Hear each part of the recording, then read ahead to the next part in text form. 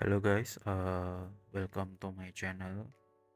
Today I'm gonna tell you how to fix this problem that you cannot access the BullX bot. If you press the BullX bot, it will show that you don't have access code. Give you an example. If I press that, this is so I'm gonna tell you how to fix this. Basically, you guys can go to this channel right here. I'm gonna put the link in the description and the comment. I'll pin it. Basically, you guys can just click this, or you can copy this and paste to the bot.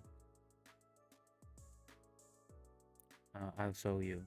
I'll click this and I press start, and then yeah, I got the access, so I can access the bot.